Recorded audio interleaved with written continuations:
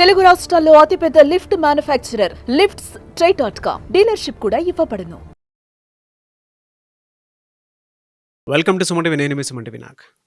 According to Vedic astrology కనుక మనం చూసుకుంటే పూర్వాషాఢ నక్షత్రం వారికి ఏ విధంగా ఉండే అవకాశం ఉంటుంది, అది కూడా ఎస్పెషల్లీ విమెన్కి నరదృష్టి ప్రభావం ఉండే అవకాశం ఉంటుందా, ఉంటే ఏ విధంగా ఉంటుంది, అండ్ దానికి రెమెడీస్ ఏమి ఉంటాయి అనేది ఈరోజు మనతో పాటు ఉమా గారు ఉన్నారు. అది వారి మాటలోనే తెలుసుకుందాం.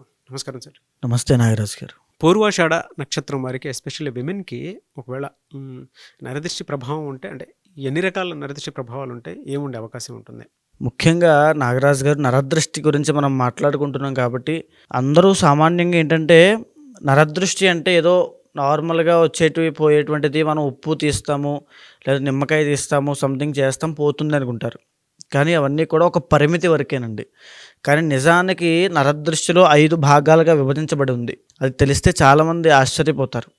ముందుగా మొదటిది చూస్తే సామాన్యమైన నరదృష్టి. ఇదే అందరికీ తెలిసినటువంటిది. సో ఏంటంటే మనం ఎప్పుడైనా సరే ఒక చిన్న ఫోన్ కొనుక్కున్నా, ఒక కొత్త బట్టలు కొనుక్కున్నా, ఒక వాహనం కొనుక్కున్నా, లేదా ఇల్లు కట్టుకున్నప్పుడు, గృహప్రవేశానికి అందరూ పిలిచినప్పుడు ఒక రకమైనటువంటి దృష్టి ప్రభావం పడుతుంది ఖచ్చితంగా. మనమే పిలుస్తాం కాబట్టి ఖచ్చితంగా పడుతుంది. అది సామాన్యమైన నరదృష్టి. దానివల్ల ఏంటంటే కాస్త తలనొప్పి ఎక్కువగా ఉండడం, ఆకలి లేకపోవడం, జ్వరం రావడము, లేకపోతే మైగ్రేన్, హెడేక్ అని 2-3 డేస్ ఖచ్చితంగా ఫేస్ చేస్తారు. ఆ యజమాని అవ్వచ్చు, ఎవరైనా అవ్వచ్చు. అయితే వాళ్ళు చేసే భగవత్ ఆరాధన వల్ల అవ్వచ్చు, మంత్రజపం వల్ల, లేకపోతే వాళ్ళకుండే విల్ పవర్, జాతక బలం వల్ల ఖచ్చితంగా 2-3 డేస్ తర్వాత మళ్ళీ ఓవర్కమ్ అయిపోతారు. కానీ నరదృష్టిలో రెండవది మహానరదృష్టి అని ఉంటుందండి. చాలా ప్రమాదకరమైంది. ఉదాహరణకి ఇంట్లో తరచుగా ఎప్పుడు యాక్సిడెంట్స్ అవుతూనే ఉంటాయి. ఒకరి తర్వాత ఒకరికి అది విరిగిపోయింది, ఇది విరిగిపోయింది, హాస్పిటల్స్కి వెళ్తూనే ఉంటారు. తీవ్రమైన ఆరోగ్య సమస్యలు వస్తాయి. అసలు ఎందుకు ఆరోగ్య సమస్యలు వస్తున్నాయో కూడా వాళ్ళకి అర్థం కాదు. పోనీ ఏదైనా ఆరోగ్య సమస్య దానికి క్యూర్ ఉంటుందా అంటే అసలు ఏ సమస్య వచ్చిందో కూడా తెలియదు. అక్కడ ఎన్ని టెస్టులు చేసినా, ఎంత చెకప్ చేసినా అర్థం కాదు. తరువాత వరుసగా ఒకరి తర్వాత ఒకరు చనిపోతూ ఉంటారండి. మరణము ఎప్పుడు అశుభవార్తలు వినడమే తప్ప శుభం అనేది ఏమీ జరగదు. ఇల్లంతా ఒకప్పుడు అద్భుతంగా బ్రతికినటువంటి కుటుంబము సడన్గా రోడ్డును పాలైపోయినట్టుగా అయిపోతుంది మహానరదృష్టి వల్ల. ఒక ఇల్లు కట్టుకుంటున్నారు అనుకోండి, మహానరదృష్టి సోకింది అనుకోండి, అర్ధాంతరంగా ఇల్లు అలా ఆగిపోతుంది అంతే ఖచ్చితంగా. అదేవిధంగా వ్యాపారం అవ్వచ్చు. ఒక వ్యాపారం పెట్టారనుకోండి, మహానరదృష్టి సోకిందనుకోండి, వ్యాపారం ముందుకు వెళ్ళదు, ఒక కస్టమర్స్ రారు, గిరాకీలు ఉండవు, ఏమి ఉండదు. అద్భుతం. కానీ వ్యాపారం మాత్రం అద్భుతం. వీళ్ళు చేయగలిగే పనితనం ఉంటుంది, ఆ వ్యాపారంలో కూడా అది ఉంటుంది. ఎందుకంటే అక్కడ కంటెంట్ ఉంటుంది, సబ్జెక్ట్ ఉంటుంది. అయినా సరే ముందుకు వెళ్ళదు మహానరదృష్టి ప్రభావం వల్ల. ఎంతోమంది ఫేస్ చేస్తుంటారు ఈ ప్రాబ్లం అండి. ఇకపోతే మూడవది నాగరాజు గారు సంభోగ దృష్టి అని ఉంటుంది. ఇది కూడా చాలా ప్రమాదకరమైందని చెప్పొచ్చు. ఎందుకంటే మనిషి ఎప్పుడు కూడా ఎమోషన్స్కి విలువిస్తాడండి, బంధాలకి, బాంధవ్యాలకి విలువిస్తాడు ఎవరైనా సరే. ఒక పెళ్లి చేసుకున్న దంపతులు ప్రేమ, ఆప్యాయతలు అన్యోన్యంగా ఉన్నప్పుడు వాళ్ళిద్దరిలో అందంగా ఉన్న వాళ్ళ మీద ఎవరో మూడో వ్యక్తి యొక్క ఇన్ఫ్లుయెన్స్ కానీ, వాళ్ళ యొక్క దృష్టి కానీ పడితే దాన్ని సంభోగ దృష్టి అంటారు. దానివల్ల వీళ్ళిద్దరి మధ్యలో మిస్అండర్స్టాండింగ్స్ వస్తాయి. వాళ్ళిద్దరి యొక్క సంబంధం, వాళ్ళిద్దరిలో ఎవరో ఒక అక్రమ సంబంధానికి దారితీస్తుంది, లేదా డైవోర్స్లు అవ్వడం జరుగుతుంది. లేకపోతే భార్య భర్తను సరిగ్గా పట్టించుకోకపోవడం, భర్త భార్యను సరిగ్గా పట్టించుకోకపోవడం, అసలు ఎన్నో సమస్యలు అక్కడి నుంచి స్టార్ట్ అవుతాయండి. అదే సంభోగ దృష్టి. అది అసలు ఏ భార్యాభర్తల మీద పడకుండా చూసుకోవాలి. ఇక 4వది సంతాన దృష్టి నాగరాజు గారు. మనం చూస్తే మన ఇంట్లో ఉండేటువంటి చిన్నపిల్లలు అవ్వచ్చు, చంటి పిల్లలు, లేకపోతే అర్ధరాత్రి పూట సడన్గా నిద్రలోంచి లేచి ఏడుస్తూ ఉంటారు. నిద్ర పట్టదు, ఆకలి వేయదు, వాళ్ళు తినరు, ఇంత ముందు చలాకీగా యాక్టివ్గా వాళ్ళు ఉండరు కూడా. సో వాళ్ళకి స్కిన్ ర్యాషెస్ వస్తూ ఉంటాయి. చాలామంది సంతాన దృష్టి ఉన్నవాళ్ళు చిన్నపిల్లలు చనిపోతారండి, చంటి పిల్లలు ఖచ్చితంగా సంతాన దృష్టి వల్లనే. ఈవెన్ కన్సీవ్ అయిన తర్వాత ప్రెగ్నెన్సీ, డెలివరీ అయ్యేలో మిస్క్యారీ అయిపోతుంది ప్రెగ్నెంట్ లేడీస్ మీద పడడం వల్ల. ఓవర్ బ్లీడింగ్ అవుతుంది, పీసీఓడి ఆర్ పీసీఓఎస్ వస్తాయి, ఆడవాళ్ళకి సమస్యలు వస్తాయి. అండ్ ఇంకొకటి సంతాన దృష్టి ఏంటంటే చదువుకునేటువంటి విద్యార్థులకి ఈవెన్ 10th క్లాస్, ఇంటర్ పెద్ద అయిన తర్వాత కూడా వాళ్ళ మీద సంతాన దృష్టి పడిందనంటే వాళ్ళ విద్యాపరంగా వాళ్ళ కాన్సన్ట్రేషన్ అంతా తగ్గిపోతుంది. గేమ్స్ మీద, వ్యసనాల మీద, అలవాట్ల మీద, చెడు సహవాస దోషాల మీద, జల్సాగా ఉండడము, ఏది పని మీద శ్రద్ధ చూపించకపోవడం, ప్రతిదీ వాళ్ళు గమనిస్తారు, వాళ్ళ పిల్లల్లో కనబడుతుంది. సంతాన దృష్టి అంటారు దీన్ని. ఇది కూడా ప్రమాదకరమైంది. ఇక ఆఖరిది ఒక స్లో పాయిజన్ లాంటిది నాగరాజు గారు, సూక్ష్మ నరదృష్టి అని ఉంటుంది. సూక్ష్మ నరదృష్టి అని అంటే మనకి తెలియకుండా మన చుట్టూ ఉండేటువంటి వాళ్ళే, మన ఫ్రెండ్సే, మన కుటుంబ సభ్యులే, మన సోకాల్డ్ శ్రేయోభిలాషను పిలుచుకునే వాళ్ళే ఈ సూక్ష్మ నరదృష్టికి కారణం అవుతుంటారు. మనం ఎదుగుతున్నామని తెలిసి, ఎదగబోతున్నామని తెలిసి మనల్ని ఆ పని చేయొద్దు, ఎక్కడికి వెళ్ళొద్దు, ఆ పని మొదలు పెట్టద్దు, అక్కడ ఇన్వెస్ట్మెంట్ చేయొద్దు, పనిని మధ్యలో ఆపే, ఓడిపోతావు, కింద పడిపోతావు, అప్పులు పాలైపోతావు, ఒంటరి వాడైపోతావు, ఇరుక్కుపోతావు.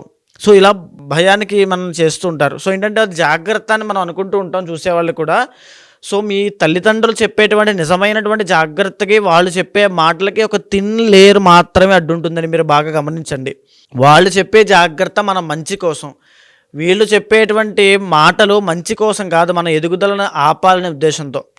సో ఇక్కడ ఏంటంటే ఎప్పుడైతే ఆ సూక్ష్మ నరదృష్టి పడుతుందో అక్కడి నుంచి ఆ వ్యక్తి తన ప్రయత్నపూర్వకంగానే ఏ పని చేస్తున్నా దాని మీద ఆసక్తి చూపించకుండా ఆగిపోతాడు. మధ్యలో సెల్ఫ్ కాన్ఫిడెన్స్ అనేది మధ్యలో పోతుందండి. అప్పుడు దాకా ఎక్సలెంట్గా ఉంటుంది, అప్పుడు తగ్గిపోతుంది, భయం వేస్తుంది.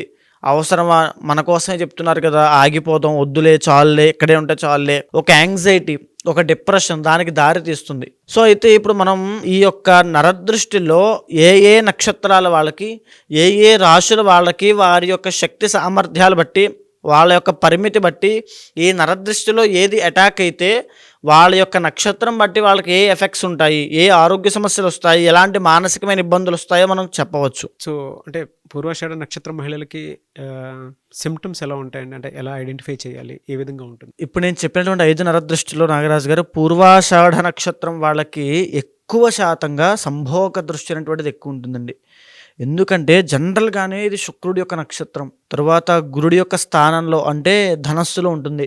నక్షత్రాల్లోకెల్లా అత్యంత సక్సెస్ఫుల్గా, ఎవరి గొడవకి వెళ్లకుండా, ఎవరిని పట్టించుకోకుండా, అతనేంటో అతని జీవితం ఏంటో 10 మందికి మంచి చేస్తూ, 10 మందిని కలుపుకుంటూ, 10 మందికి సహాయం చేస్తూ, అభిమానవంతుడిగా, ఆత్మగౌరవం ఉండే వ్యక్తిగా గౌరవాన్ని కాపాడుకుంటూ ఒక మెట్టు మెట్టు పైకెక్కుతూ 60 సంవత్సరాల తర్వాత ప్రజాసేవ కోసము, భగవంతుడి కోసము, వైరాగ్యము, దైవభక్తి, ఆధ్యాత్మికత అంటూ వెళ్ళిపోయి ఒక్క మచ్చలేని మనిషిలాగా ఉండేటువంటి ఏ నక్షత్రమైనా ఉంటుందా అంటే పూర్వాషాఢ నక్షత్రం అది. ఓకే. అలాంటి వ్యక్తి జీవితంలో ఈ మహానరదృష్టి కానీ, సంభోగ దృష్టి కానీ వచ్చినప్పుడు ఒక మచ్చ అనేటువంటిది పడుతుంది. అతని ఒక బుల్లెట్ లాగా, ఒక బాణంలా వెళ్ళిపోయేటువంటి జీవితంలో మధ్యలో ఒక బ్రేక్ అనేది ఖచ్చితంగా పడుతుంది. అదే ఈ యొక్క దృష్టి ప్రభావం పూర్వాషాఢ నక్షత్రం వాళ్ళకి. మరీ ముఖ్యంగా వీళ్ళు మహానరదృష్టి ప్రభావం సోకిన తర్వాత తండ్రి పితృద్వేషులైపోతారండి.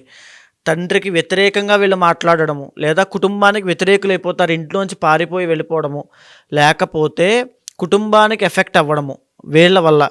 అదేవిధంగా చూసుకుంటే వీళ్ళకి తలకి సంబంధించినటువంటి ఆరోగ్య సమస్యలు విపరీతంగా, అల్జీమర్స్ అవ్వచ్చు, అంటే ఒక రకంగా మెంటల్ డిసార్డర్స్ అనేవి వీళ్ళకి వస్తాయి నరదృష్టి ప్రభావంలో. అయితే దాంతోపాటుగా లంగ్ క్యాన్సర్స్ అవ్వచ్చు, బ్లడ్ రిలేటెడ్ ఇష్యూస్ అండి.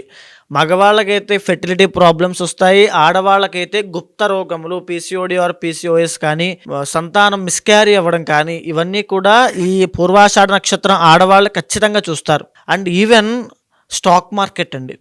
సో ఎవరైతే పూర్వాషాఢ నక్షత్రంలో స్టాక్ మార్కెట్లో ఉన్నారో, మీరు ఎప్పుడైతే ఎక్స్పోజ్ అవుతుంటారో బయటికి, స్టాక్ మార్కెట్లో ఉన్నవాళ్ళు, బిజినెస్ ఫీల్డ్లో ఉన్నవారు, డబ్బుతో వ్యాపారం, వడ్డీ వ్యాపారం చేసేవాళ్ళు, కన్స్ట్రక్షన్ ఫీల్డ్లో ఉన్నవాళ్ళు, వాహనాల ద్వారా వ్యాపారం చేసేవాళ్ళు, లలిత కళలు అంటే యాక్టర్స్ అవ్వచ్చు, లేకపోతే డైరెక్టర్స్ అవ్వచ్చు, లేకపోతే ఇంకా ఈ ఎనీ క్రాఫ్ట్ అండి, క్రియేటివ్ క్రాఫ్ట్స్లో ఉన్న వాళ్ళందరూ కూడా తీవ్రమైన నష్టపోతారు. వాళ్ళ పాపులారిటీ అంతా తగ్గిపోతుంది, వాళ్ళకి ఛాన్సెస్ తగ్గిపోతాయి, వాళ్ళ బ్రెయిన్ కూడా, వాళ్ళ యొక్క ఆలోచనలు కూడా క్రియేటివ్గా మానేస్తాయి, ఒక లెవెల్ అలా ఆగిపోతారు, అంటే స్తంభించిపోవడం అంటారు కదా, ఆ స్తంభించిపోయే తత్వం అంతా కూడా నరదృష్టి ప్రభావం వల్ల పూర్వాషాఢ వాళ్ళు కనబడతారు. సో ఇందాక నేను చెప్పాను కదండి, తన పని ఏంటో, తనేంటో ఒక అభిమానవంతుడిగా పైకి వెళ్ళేటువంటి ఒక పర్ఫెక్ట్ యాక్టర్కో, క్యారెక్టర్ ఆర్టిస్ట్కో ఇవి చూడొచ్చు మనం. సో ఎందుకంటే పూర్వాషాఢ నక్షత్రం వెరీ గుడ్ నక్షత్రం అండి. ఎందుకంటే 2 బిగ్ ప్లానెట్స్ ఈ నక్షత్రానికి, రాశికి ఆధిపత్యం వహిస్తుంటారు. ఆశ్చర్యం ఏంటంటే 2 కూడా పూర్ణ శుభులే, 2 గ్రహాలు కూడా. సో కంప్లీట్ పాజిటివ్ నక్షత్రం అండి. సో వీళ్ళకి ఈ నరదృష్టి ప్రభావం సోకడం అనేటువంటిది ఒక శాపంలాగా తయారవుతుంది. అంటే అంతలాగా బ్రతికారు వాళ్ళు పూర్వాషాఢ, అంటే వాళ్ళ గురించి ఎలా మాట్లాడుకుంటారంటే అంతలా బ్రతికారు, అలాంటి వాళ్ళ ఇంట్లో ఇలాంటిదా, అలాంటి వాళ్ళ ఇంట్లో ఇలాంటి అశుభం, అలాంటి ఇంట్లో యాక్సిడెంటా, ఇప్పటిదాకా వాళ్ళకి ఒక మచ్చ కూడా లేదు, ఆయన లాంటి పని చేశాడా అనే మాటలు వింటూ ఉంటాం కదా, అది పూర్వాషాఢ నక్షత్రం వాళ్ళ గురించే అండి. మచ్చలైనటువంటి మనుషులు, వాళ్ళకి మచ్చ ఖచ్చితంగా పడుతుంది. అంటే వాళ్ళ మీద ఒక అభాండం అవ్వచ్చు, ఒక అభియోగాలు అవ్వచ్చు, లేకపోతే వాళ్ళ ఇంటర్ఫియరెన్స్ లేకుండానే, వాళ్ళ ప్రమేయం లేకుండానే ఏదో ఒక గొడవలో ఇరుక్కుంటారు ఖచ్చితంగా. అది మంచిది కాదు పూర్వాషాఢ నక్షత్రం వాళ్ళకండి. మరీ ముఖ్యంగా పెళ్ళైన వాళ్ళకి పూర్వాషాఢ నక్షత్రం ఏదో ఆడవాళ్ళైనా మగవాళ్ళైనా వాళ్ళ రిలేషన్లో ఇబ్బందులు ఖచ్చితంగా వస్తాయి. అది డైవర్స్ దాకా వెళ్ళిపోతాయి. సో లేదు మగవాళ్ళు అనుకోండి, ఏదో ఒక ఇల్లీగల్ అఫైర్స్ ఉన్నాయని చెప్పి బయటకు ఒక టాక్ వచ్చేస్తుంది. సో ఇతను ఒక రకమైనటువంటి ఉమెనైజర్ అని చెప్పి టాక్ వచ్చేస్తుంది. అంటే వీళ్ళకి అపకీర్తి అనేటువంటిది నరదృష్టి ప్రభావం వల్ల వస్తుంది. వీళ్ళు మస్ట్ అండ్ షుడ్గా చాలా జాగ్రత్త తీసుకోవాలి. ఎందుకంటే ఒక స్థాయికి వెళ్ళిన తర్వాత ఆ స్థాయి నుంచి పడిపోకుండా ఉండడానికి కోసం చూడాలి నాగరాజు గారు. పూర్వాషాఢ నక్షత్రం వాళ్ళు వెరీ హై క్లాస్ పీపుల్. వాళ్ళకి నరదృష్టి ప్రభావం రాకుండా ముందుగానే ప్రికాషన్స్ జాగ్రత్త ఖచ్చితంగా తీసుకోవాలి.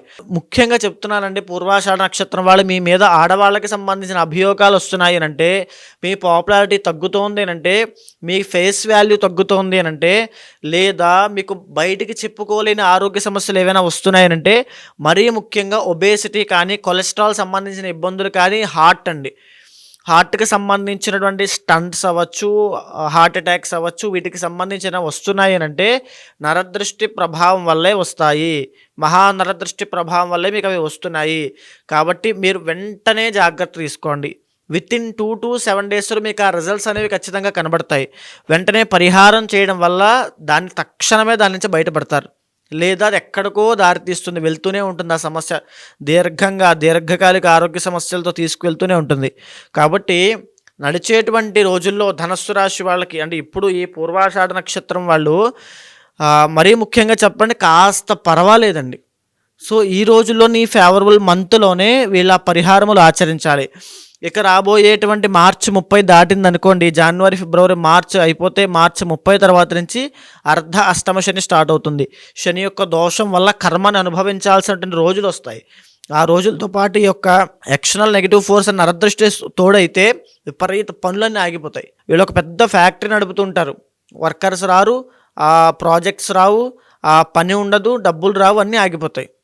సో ఒక వెరీ సూపర్ఫిషియల్ లెవెల్లో వీళ్ళు ఉన్న తర్వాత ఒకేసారి డౌన్ఫాల్ అనేది ఖచ్చితంగా చూస్తారండి. అది చూడకుండా ఉండడానికి నరదృష్టి ప్రభావం నుంచి బయటికి రావడానికి పరిహారములు తప్పకుండా ఆచరించాలి.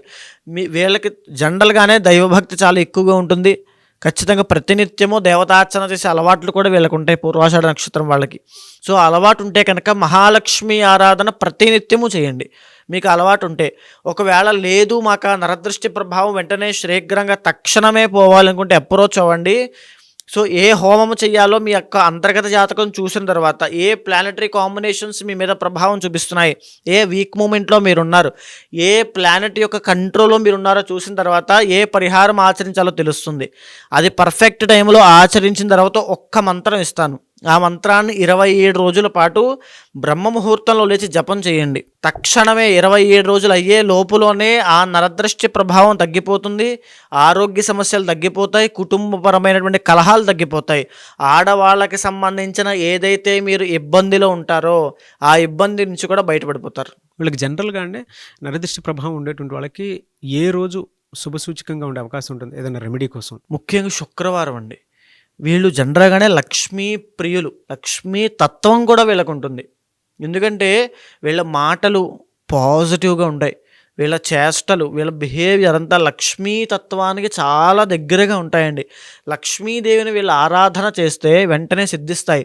అందుకే పూర్వాషాఢ నక్షత్రం వాళ్ళు కమలాత్మికాదేవి ఆరాధన చేస్తే, కమలాత్మిక హోమం చేస్తే రాజయోగం పడుతుంది. ఈ నరదృష్టి ప్రభావము, ఈ దుష్ప్రభావాలన్నీ కూడా తొలగిపోతాయండి. సార్ థ్యాంక్ యూ అండి, థ్యాంక్ యూ సో మచ్ అమ్మగారు. థ్యాంక్ యూ అండి. ఎవరికి వారికి సంబంధించినటువంటి వాటిలో కనుక మనం చూస్తే వ్యక్తిగత జాతకం ప్రకారం ఒక్కొక్కరికి ఒక్కొక్క దోషాలు అవి ఉంటూ ఉంటాయి. జనరల్గా మీ దగ్గరకు వచ్చి ఏదైనా యజ్ఞాలు యాగాలు హోమాలు చేయించుకుందాం అనుకున్నటువంటి వాళ్ళు ఉంటారు, పెళ్లిళ్ళకు ముహూర్తం పెట్టించుకోవాలి అనుకున్నటువంటి వాళ్ళు ఉంటారు, దాంతోపాటు కొంతమంది అన్నప్రాసన వాటికి సంబంధించింది కూడా ఉంటుంది, కొన్ని యజ్ఞాలు యాగాలు హోమాలు. సో వాళ్ళ బిలీఫ్ సిస్టమ్ ప్రకారం మిమ్మల్ని అప్రోచ్ అవుదాం అనుకుంటారు. అది ఏ రాశి వారైనా సరే, నక్షత్రం వారైనా సరే. వాళ్ళకి మీరు టైం ఇస్తారా? అపాయింట్మెంట్ తీసుకోవచ్చా? ప్రాసెస్ ఏంటి? తప్పకుండా అండి. మీరు కింద కనిపించేటువంటి నెంబర్కి కనుక కాంటాక్ట్ అయితే, ముఖ్యంగా ఈ జ్యోతిష్ శాస్త్రంలో ఎలాంటి సమస్యలున్నా, సందేహాలున్నా, లేకపోతే ఏదో మా మీద దుష్ప్రభావాలు ఉన్నాయి, ఇంట్లో శుభకార్యాలు ఆగిపోతున్నాయి, ఏంటో తెలియనటువంటి జీవితంలో అయిపోతుందనేటువంటి బాధ కానీ ఏమైనా ఉన్నా ఖచ్చితంగా జ్యోతిష శాస్త్రం అనేటువంటిది ఒక నిర్దిష్టమైన పరిహారం ప్రతి ఒక్కరికి చూపిస్తుందండి. యాస్ట్రాలజీ అనేటువంటిది ఒక ఆయుధం లాంటిది మన భారతదేశంలో. ఇది వెస్ట్రన్ కల్చర్లో కూడా అలవాటైందంటే దీని యొక్క పవర్ ఏంటో ఆలోచించవచ్చు. సో యాస్ట్రాలజీ ద్వారా ప్రతి మనిషిని ప్రిడిక్ట్ చేయొచ్చు.